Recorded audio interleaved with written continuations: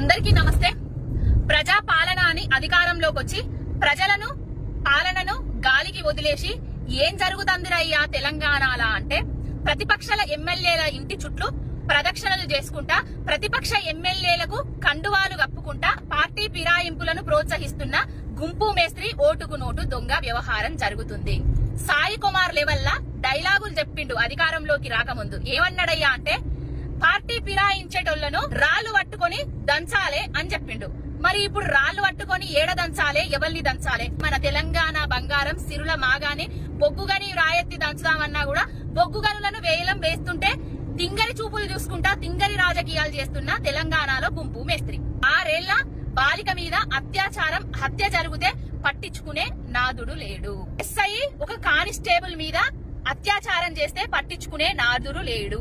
నాగర్ కర్నూల్లా ఒక చెంచు మహిళ మీద అఘాయిత్యం జరిగితే పట్టించుకునే నాదుడు లేడు.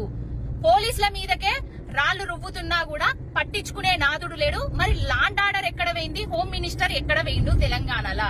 డిసెంబర్ 9వ తారీఖు నేనొస్తా, రైతులకు రుణం మాఫీ చేస్తా, 2 లక్షల రుణం మాఫీ అందరికీ చేస్తా అని చెప్పిండు. కానీ దాన్ని కొర్రీలు పెడుతూ కొందరికే పరిమితం చేస్తున్నాడు ఈ గుంపు మేస్త్రి.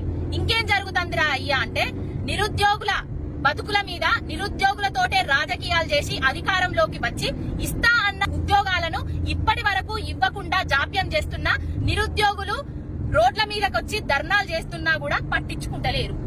ఉద్యోగస్తులు జీతాలు రాక రోడ్ల మీదకొచ్చి ధర్నాలు చేస్తున్నా కూడా పట్టించుకోవట్లేదు. ఇస్తా అన్న ఉద్యోగాలను మర్చిండు, 1వ తారీఖే జీతాలు ఇస్తా అని హామీ ఇచ్చిన మాటలను మర్చిండు.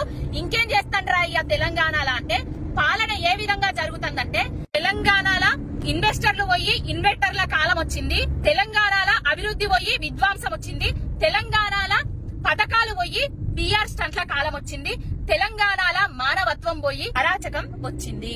ఇది గుంపు మేస్త్రి పాలనల తెస్తా అన్న మార్పు, తెచ్చిన మార్పు. ప్రజలను గాలికి వదిలేసి గాలి మోటార్ల మీద ఢిల్లీకి పోతున్న గుంపు మేస్త్రి.